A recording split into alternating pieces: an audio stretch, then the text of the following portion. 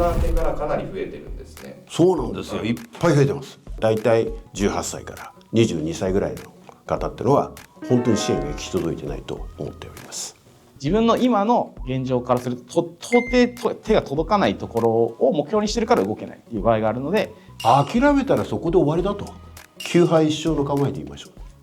う。杉田さん、はい。今回は近年増加している学齢期を過ぎた大人の引きこもりについて話を聞いていきたいです。はい。コロナ明けからかなり増えてるんですね。そうなんですよ。いっぱい増えてます。なんでなんですか？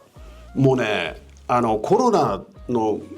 時ってですね、やっぱりステイホームだったりとかして家にいるのが当たり前みたいな状態が続いてますから、それでですね、引きこもり傾向、不登校傾向の子がさらに引きこもってしまう、不登校になってしまう、これがありますね。JADAでも学齢期を過ぎた方の相談などを受けていたりするんですか？はい、受けてますよ。18歳から今35歳ぐらいまでの方を対象にしております。じゃあ今回来ていただいているゲストの方はどなたなんでしょうか？はい、大倉誠也と申します。よろしくお願いします。10年以上ですね、支援活動をですね学んでいる、引きこもりの実際のですねご家庭に訪問しているうちの本当にベテランのものでございます。今まで訪問回数何回ぐらいだっけ、大倉？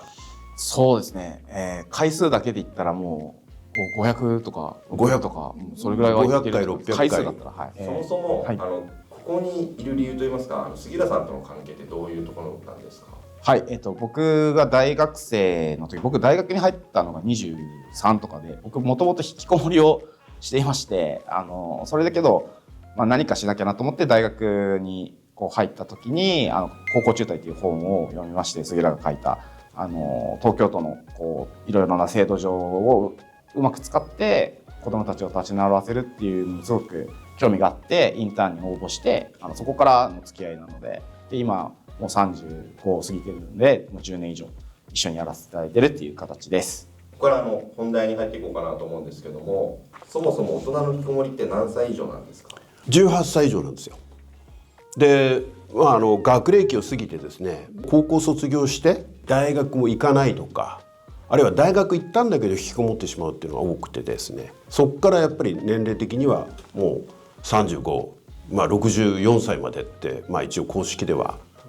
なってますけども、僕らが思ってる支援が行き届かない方っていうのがだいたい18歳から22歳ぐらいの方っていうのは本当に支援が行き届いてないと思っております。18歳から22歳が、なんで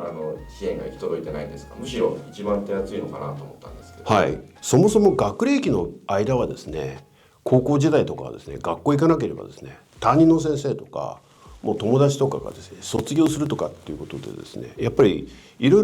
ろ支援が手厚いんですよね。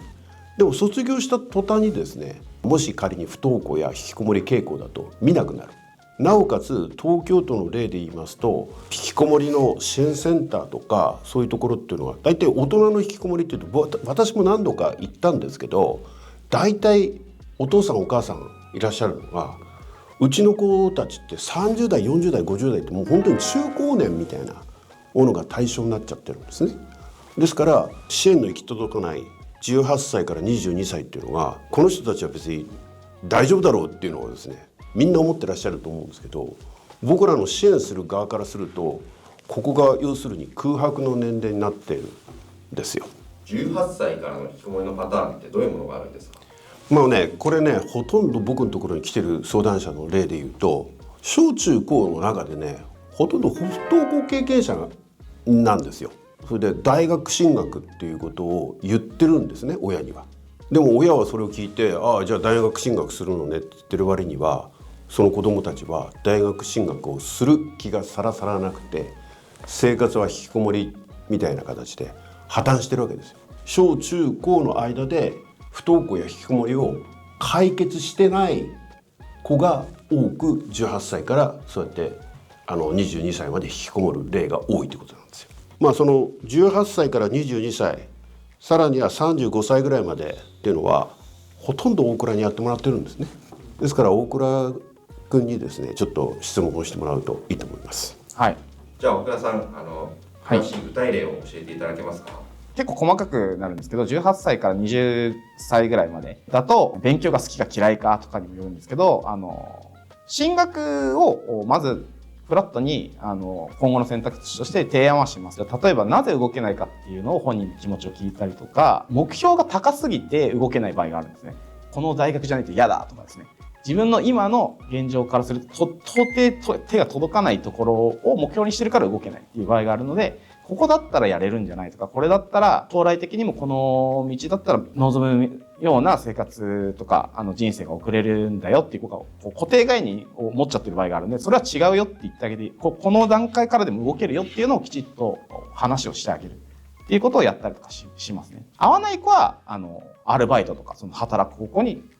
シフトしてあげて、じゃあそれが嫌だったら働くってこういうことで、働く上で必要なルートっていうのはこういうものがあるよっていうのを話し、じゃあどれがいいっていうのを選択を一緒に考えていくっていう形ですかね。じゃあもうちょっと年齢が変わって20歳とかそれ以降になるとまたなんか違うんですか？20歳とかそれ以降になるとやっぱりもう自立、オートノミーの話になるんですけど、働く方にちょっとずつやっぱ話をシフトしていきますね。今からでも全然働けるよっていう話が結構メインになることが多いですね。ただそこに引っかかってる部分っていうのが、何で働こうかなっていうのが全く思いついてない子だったりとか、自分の興味関心すらちゃんと考えてない子とかもいるので、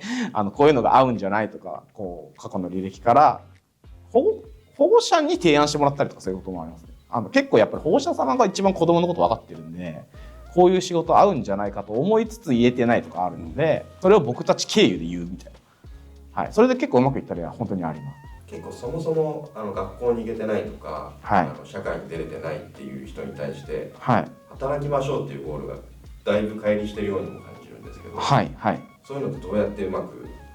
伝えることができるんですか？この状況がずっと継続しないっていうのは結構はっきりということは多いですね。保護者様の状況とかも含めて、親の定年はこの何歳でとかっていう話も、親が直接言うとハレーションを起こすことがあるんですけど、僕たちが代わりに言うみたいな間に入って、他人から言われるとそうかってなる子とかがまだ若いんで結構多いって形ですね。一回情報として本人に伝えてあげるっていうのは僕はすごく大事なことなんじゃないかなと思って、この仕事やってる形ですね。じゃあ大倉さん、そういう支援を経て、はい、働くところとしてはどういうところが多いんですか？ JA に最終的に農大に行って、農業に興味があったんで農業体験させて、農大に行って JA に行ったっていう子がいたりとか、勉強はできたけど勉強が嫌いだから勉強ができるんで公務員試験の試験とかが受かるから公務員試験を受けてもうずっと働いてる子とか、キャビンアテンダント男の子でも目指したいって結局決めて、そこにつながるところに勉強しに行ったりとか、普通に大学行った後に上場企業に、就職するときに就職支援ちょっと手伝ったり、面接の練習手伝ったりとか、支援が終わってからも相談乗ったりとかはしてますね。はい、最初引きこもりで会ってるじゃないですか。はい、引きこもりで会って今じゃあ上場企業で働いてみたいな、結果としてそうなってるんですけど、はい、途中って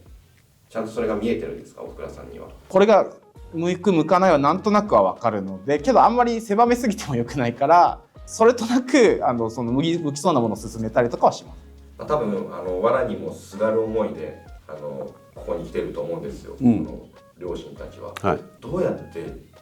信じればいいんだろうなって思うんですけど、そこはいつもどういうふうにケアしてるんですか？まず親に対して言ってることは、諦めたらそこで終わりだと。で、お子さんってじゃあずっと諦めるんですかっ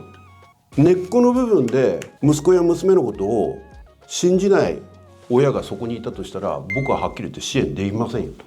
支援の中っていうのは、例えば年単位で引きこもってる方に対して、じゃあ急に変わるかって、変わんないですよと。9敗1勝の構えで言いましょう。そういう風な諭し方をずっと言ってますし、最終的には就職だとかそういうのは決まんない限りはですね、ずっと僕は狼正面のままかもしれませんけどね。じゃあ実際に引きこもってる自分の子供に対して親はどういう風に具体的に行動を取ればいいんですか？まず信じるっていうのが一番重要ですよ。なぜかっていうと、うちに来る保護者っていうのはまずその子に対して直接ですね、もう無視したような状態で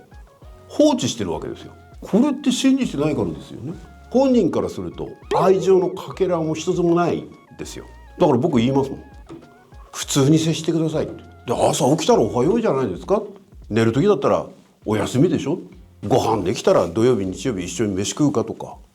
そういう普通の日常会話っていうのが成立してますか？成立してないからこそ僕のところに来てるんですよね。そういうスモールステップから始めたらどうですかっていうのは私は言ってます。どういう状態だったら相談した方がいいんですか？はい、私どもJADA はですね、ステージ判定っていうのがありまして、1から5までですねありまして、親とコミュニケーションが1ヶ月以上であればステージ判定3以上となりまして、これを引きこもりと言います。ですからその段階で、外部の、専門家が入った方がいいと推奨するものでございます。不登校とか引きこもりに悩んでいる保護者様と日々相談をしていて思うのは、こういうことで相談していいのかなとか、この状態で良くなるのかなってすごく悩まれていると思うんですけど、まずご家庭の中だけじゃなくて誰かに話を聞いてアイデアをもらったりとか、そのいう行動をすること自体がまず解決に向かう一歩だと思うので、ぜひ悩まずに相談してもらえればなと思います。部屋中ですね、こんなゴミためみたいな形でですね一周が漂う中でですね、私は親のコーチングをしてですね、大倉にですねアウトリーチを指示してまいりました。ですからこの動画を見てらっしゃる方の中にですね、こんな一人のでも大丈夫です、自立して生活できるっていうところまで目指してますので、ぜひですねこの動画を見てですね、いいねと思ったらですねグッドボタン、そしてどこのチャンネルかわからないくならないようにですねチャンネル登録をよろしくお願いいたします。